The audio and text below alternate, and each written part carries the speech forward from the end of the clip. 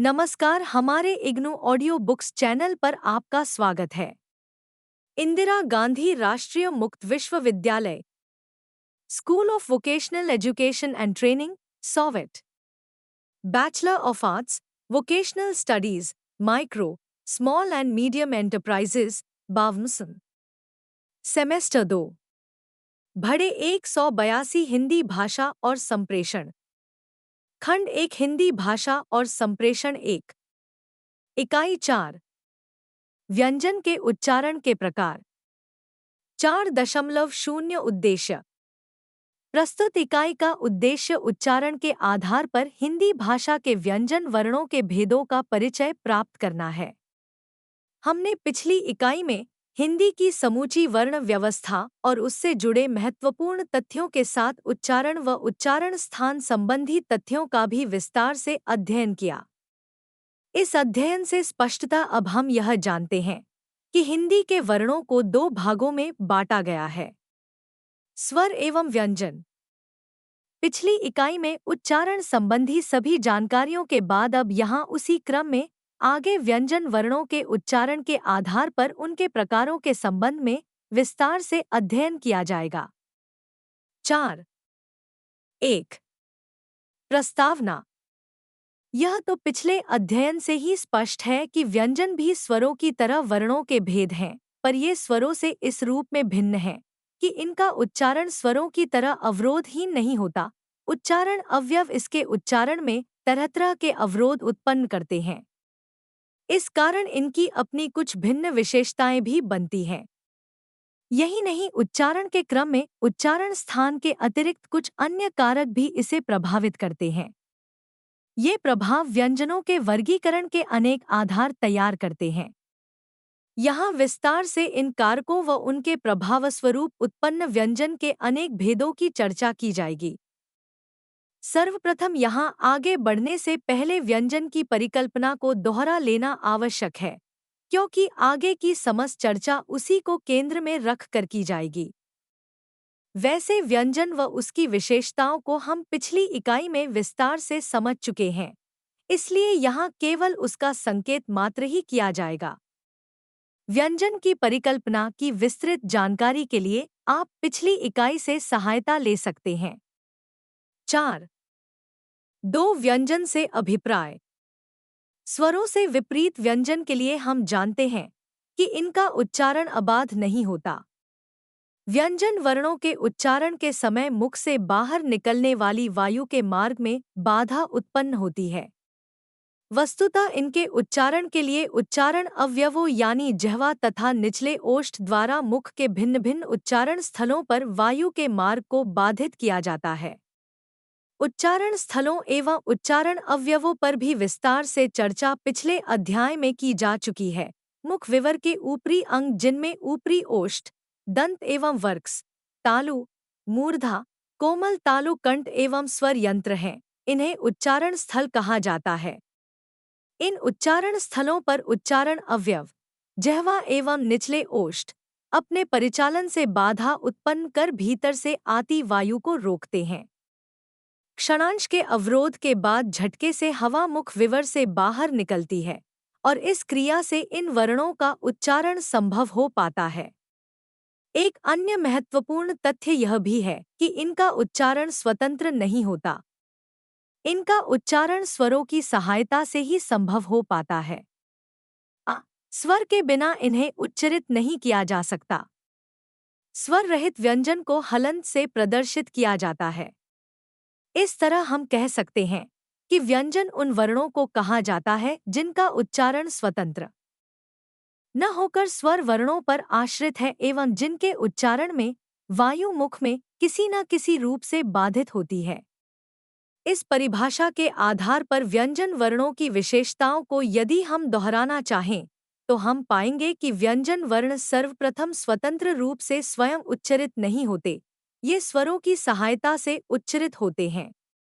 इनके उच्चारण में वायुमार्ग में अवरोध रहता है और उच्चारण के समय वायु मुख विवर से अबाध गति से नहीं निकलती। दरअसल यह अवरोध उच्चारण अवयवों की स्थिति पर निर्भर करते हैं।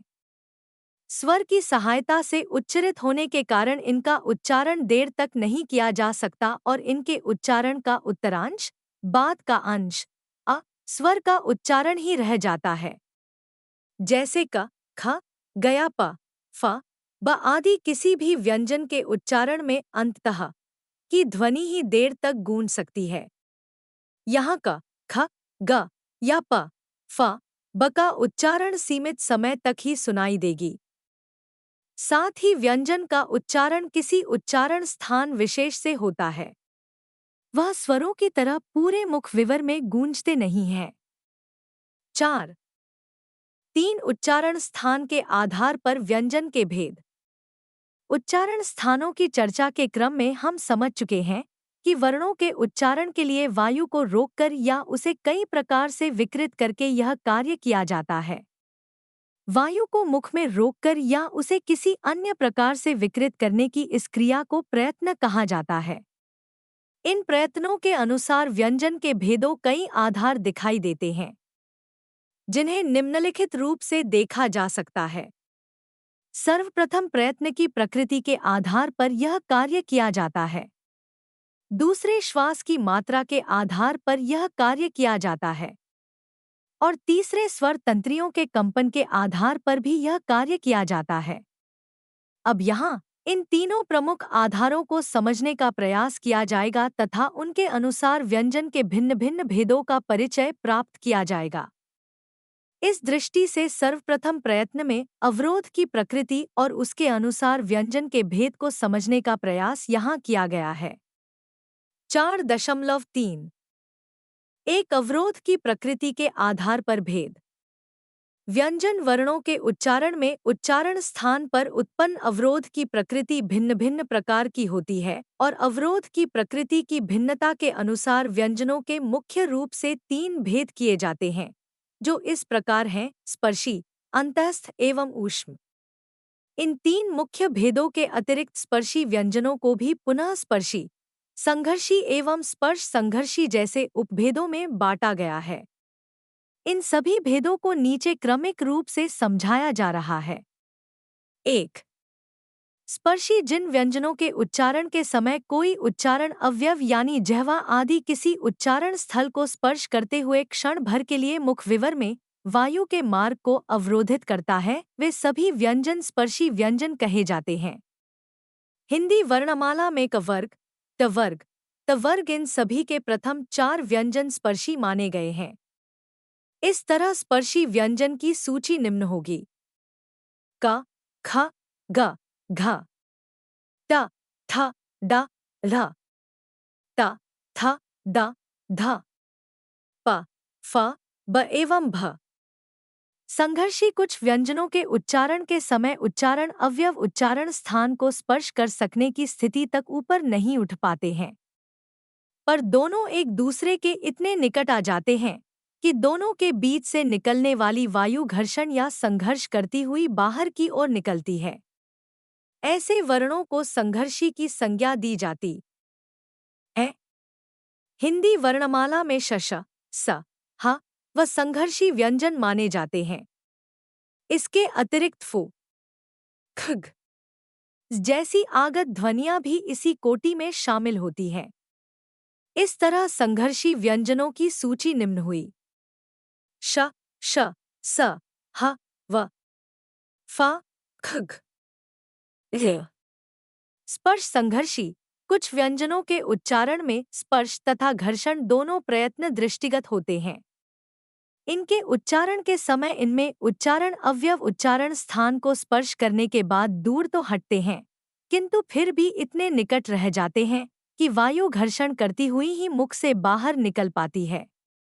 इन व्यंजनों के उच्चारण में पहली स्थिति स्पर्श की होती है और दूसरी स्थिति संघर्ष की। हिंदी वर्णमाला में च वर्ग के सभी व्यंजन इस वर्ग में आते हैं। इस तरह स्पर्श संघर्षी व्यंजनों की सूची निम्न हुई: च, छ, ज, झ, न। ऊष्म व्यंजन। ऊष्म का सामान्य अभिप्राय है गर्म। पहले भी कहा गया है कि कई बार उच्चारण स्थान एवं उच्चारण अवयव के बहुत निकट होने की स्थिति में उच्चारण करते समय मुख से वायु घर्षण करते हुए निकलती है। ऐसी स्थिति में घर्षण की क्रिया से मुख में वायु गर्म हो जाती है। इस प्रकार जब उच्चारण करते समय मुख से वायु घर्षण करते हुए निकले और इस घर्षण की क्रिया से मुख में वायु गर्म हो जाए तो ऐसे उच्चरित व्यंजन ऊष्म कहे जाते हैं। इस वर्ग में श, श, स एवं ह को रखा जाता है। अंतःस्थ।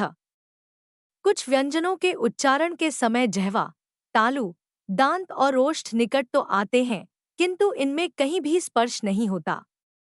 इन व्यंजनों को अंतःस्थ कहते हैं। इन व्यंजनों के उच्चारण के समय स्वर और व्यंजन के उच्चारण के मध्य की स्थिति रहती है। मुख के भीतर जिह्वा का स्पर्श या ओष्ठ का दांत से स्पर्श बहुत कम होता है। यही कारण है कि कुछ विद्वान इस वर्ग के सभी व्यंजनों को अर्धस्वर भी कहते हैं। इस वर्ग में य, र, ल व ये 4 व्यंजन आते हैं। इन्हें अर्धस्वर मानने से पृथक कुछ विद्वान अंतःस्थ व्यंजनों के पृथक पृथक उपभेद करते हैं, जिन्हें अर्धस्वर, लुंठित और पाश्विक कहा जाता है। आइए इन्हें भी जान लिया जाए। अर्धस्वर। अर्धस्वर के उच्चारण में जिह्वा स्वरों के उच्चारण की तुलना में अधिक ऊपर की ओर उठती है, किंतु इतनी ऊपर तक नहीं पहुंच पाती कि वायु मार्ग अवरुद्ध कर सके। इस तरह इनमें स्वर और व्यंजन के बीच की स्थिति बनती है। हिंदी वर्णमाला में य और व व्यंजनों को इसी कारण अर्धस्वर माना गया है। कुछ लुंठित वर्णों के उच्चारण के समय जिह्वा का अग्रभाग जब मुख के मध्य भाग में पहुंचकर पुनः पुनः आगे और पीछे की ओर आता जाता है, तब इस भांति उच्चरित व्यंजन को लुंठित कहा जाता है। हिंदी वर्णमाला में केवल र व्यंजन को ही लुंठित व्यंजन माना गया है। पार्श्विक। जब व्यंजन वर्णों के उच्चारण के समय मुख के मध्य भाग में 2 अवयव एक दूसरे से पास आकर या यूं कहें कि एक दूसरे से मिलकर वायु के मार्ग को इस भांति अवरुद्ध करें कि उच्चारण करते हुए वायु उन उच्चारण अवयवों एक या दोनों पांवों, बगल से निकले, तब इस तरह से उच्चरित ध्वनि को पाश्विक कहा जाता है। हिंदी वर्णमाला में केवल ल व्यंजन पाश्विक व्यंजन माना गया है। इन मुख्य भेदों के अतिरिक्त उत्क्षिप्त नामक एक अन्य भेद भी दृष्टिगत है। इसे भी हमें जान लेना चाहिए। उत्क्षिप्त। किसी व्यंजन के उच्चारण के समय यदि जिह्वा ऊपर की ओर उठकर पहले मूर्धा को स्पर्श करे और फिर एक झटके से नीचे की ओर आ जाए, तब उच्चरित व्यंजन को उत्क्षिप्त कहते हैं। हिंदी वर्णमाला में एवं इसी कोटि के व्यंजन हैं और इन्हें उत्क्षिप्त कहा जाता है। रण के भेदों को के क्रम में अब तक हमने व्यंजन के उच्चारण के भेदों को समझने के क्रम में उसके सबसे अधिक ज्ञात आधार यानी उच्चारण अवयव के प्रयत्न और उस प्रयत्न की प्रकृति के आधार पर व्यंजनों को विभक्त करके समझने का प्रयत्न किया। इस विस्तृत अध्ययन के बाद कुछ अन्य महत्वपूर्ण आधार और भी हैं, जिनकी चर्चा यहाँ अनिवार्य है। इस दृष्टि से उपरोक्त भेदों से पृथक व्यंजन के उच्चारण के भेदों को वर्गीकृत के 2 अन्य प्रमुख आधार माने गए हैं। पहला प्राणत्व के आधार पर यानी सरल शब्दों में इसे कहें तो उच्चारण के समय लगने वाली श्वास की मात्रा के आधार पर, तथा दूसरा उच्चारण के समय स्वरतंत्रियों में होने वाले कंपन के आधार पर। अब आगे इन्हीं आधारों पर व्यंजनों के वर्गीकरण एवं भेदों की चर्चा की जाएगी। 4.3 2 प्राणत्व के आधार पर। प्राण से यहाँ अभिप्राय है वायु, हवा, श्वास या प्राण वायु की शक्ति। वर्णों के उच्चारण की क्रिया के मध्य मुख से निकलने वाली वायु की शक्ति या मात्रा के आधार पर भी व्यंजनों का भेद किया जाता है। इन्हें ही प्राणत्व के आधार पर किया गया वर्गीकरण कहा जाता है। इस आधार पर कुछ व्यंजन अल्प प्राण तथा कुछ व्यंजन महाप्राण कहे जाते हैं। इन दोनों को निम्नलिखित रूप से समझा जा सकता है। अल्प प्राण। जिन व्यंजनों के उच्चारण में मुख से कम मात्रा में वायु निकलती है यानी जिनके उच्चारण में श्वास बल कम रहता है, उन व्यंजनों को अल्प प्राण कहा जाता है। हिंदी वर्णमाला में सभी वर्गों के व्यंजनों में पहला, तीसरा एवं 5वां व्यंजन अल्पप्राण माना जाता है। इस तरह अल्पप्राण व्यंजनों की सूची निम्न होगी। क ग म च ज न ट ड न त द न प ब म। इनके अतिरिक्त य, र, ल और ऋ भी इसी वर्ग में आते हैं। महाप्राण, यह अल्पप्राण व्यंजनों के विपरीत है। महाप्राण व्यंजनों के उच्चारण में मुख से वायु ज्यादा मात्रा में निकलती है, यानी इनके उच्चारण में श्वास बल अधिक होता है, या यूं कहें कि हवा का आधिक्य होता है। महाप्राण व्यंजनों में प्रत्येक वर्ग का दूसरा और चौथा व्यंजन शामिल है। इस तरह महाप्राण व्यंजनों की सूची निम्न है: ख, घ, छ, झ, ठ, ढ, थ, ध, फ, भ। इन सभी उपरोक्त व्यंजनों के साथ इस वर्ग में व्यंजन भी शामिल है। प्राणत्व के आधार की ही तरह व्यंजनों के वर्गीकरण का एक अन्य प्रमुख आधार स्वरतंत्रियों के अनुसार भी निर्धारित होता है। वर्णों के उच्चारण में स्वरतंत्रियां एक महत्वपूर्ण अवयव है।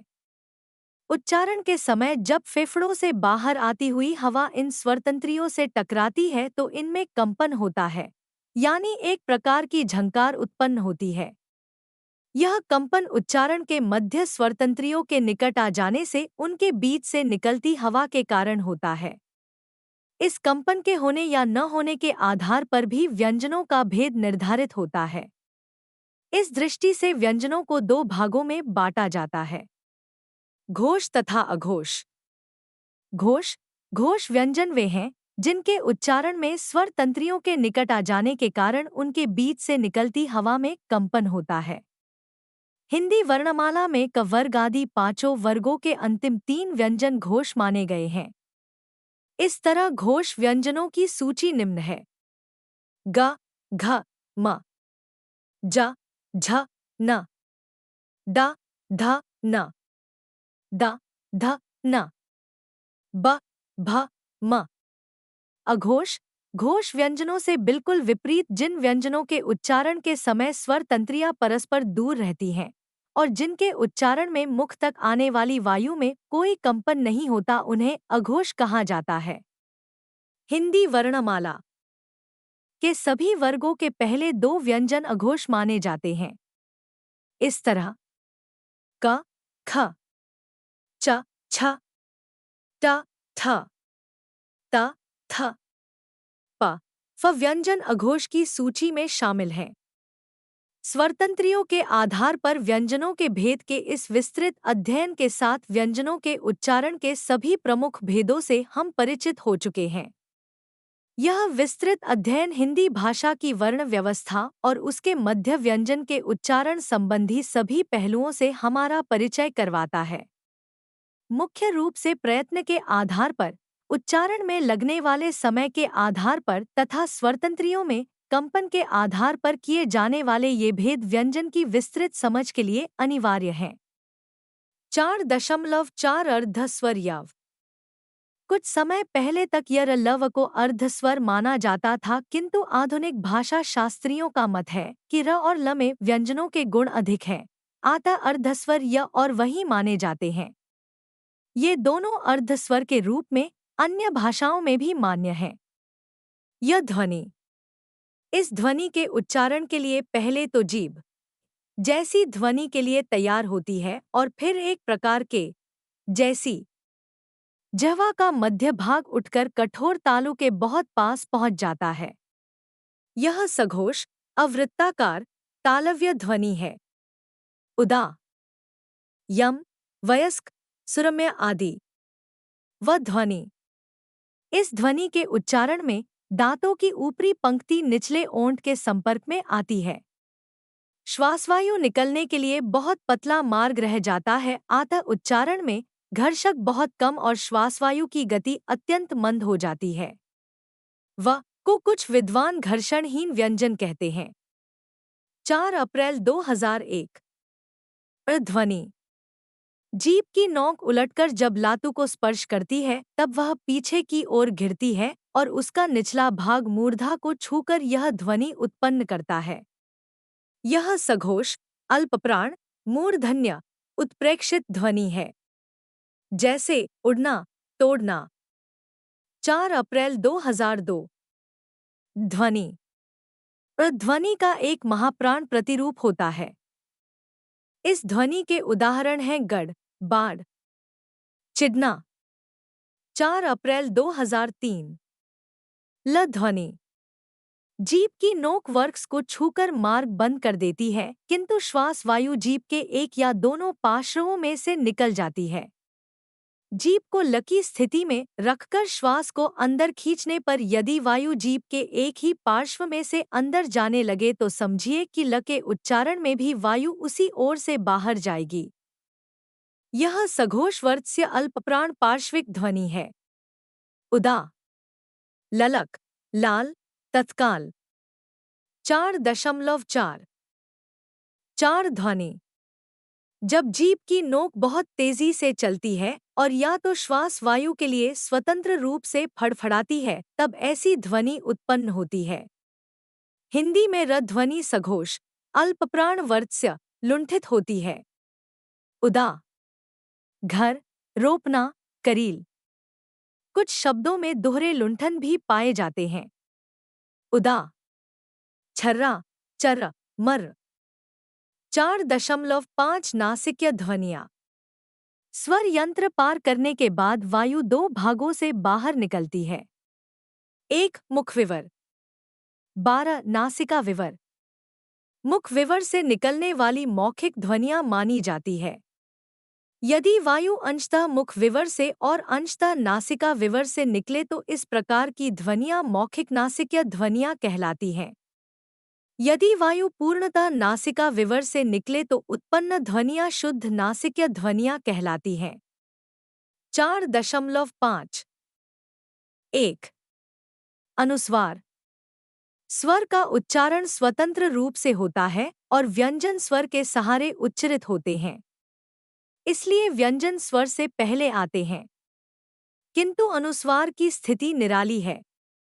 इसमें स्वतंत्र गति नहीं है, अतः यह स्वर नहीं है। यह सदैव स्वर के बाद आता है, अतः व्यंजन भी नहीं है। यह स्वर और व्यंजन के बीच आता है। अंग का विश्लेषण इस प्रकार होगा: प्लस प्लस ग अर्थात स्वर प्लस अनुस्वार प्लस व्यंजन। अनुस्वार का अर्थ ही है स्वर के पीछे आने वाला। यह सामान्य अंतस्थ और ऊष्म व्यंजनों में अनुनासिकता लाने के लिए प्रयोग में आता है, जैसे प्रशंसा, संयम, हंस। अनुस्वार का प्रयोग। आजकल ढ, न, न, म के स्थान पर बिंदी लगाने की प्रथा चल पड़ी है। इससे कई सुविधाएं हो गई हैं। 4 मई 2002 अनुनासिकता। स्वर। अनुनासिक स्वर केवल एक है। इसकी मात्रा है। यह इस प्रकार के शब्दों में आता है: उदा, आँख, अंगना, अंगूठा, आंकड़ा, आंवला, आंसू आदि। 4 मई 2003 स्पर्श व्यंजन ध्वनियाँ। हिंदी में स्पर्श व्यंजन 5-5 व्यंजनों के 5 वर्गों में विभाजित हैं। प्रत्येक वर्ग का अंतिम व्यंजन अनुनासिक व्यंजन है, जो सामान्यतः शेष चारों के साथ प्रयुक्त होता है। 1 कोमल तालव्य व्यंजन। क ख ग घ ड, अंक बटा पख बटा गंगा कंघी। आजकल म के स्थान पर बिंदी का प्रयोग किया जा रहा है। अंक पंख गंगा कंघी। तथापि कतिपय शब्दों में इसका प्रयोग यथावत है। उदा, वान्मय, परामुख। 2 वर्त्य तालव्य व्यंजन। च छ ज झल। इसे आजकल बिंदी लगाकर लिखते हैं, पंच पंछी रंज। 3 मूर्धन्य व्यंजन। ट ठ ड ढ न उदा। घंटा कंठी पंडित ठंड। इसे आजकल बिंदी लगाकर लिखते हैं, घंटा कंठी पंडित ठंड। 4 दंत व्यंजन। त थ द ध न उदा।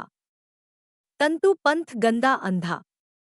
इसे आजकल बिंदी लगाकर लिखते हैं, तंतु पंथ गंदा। 5 औषधीय व्यंजन।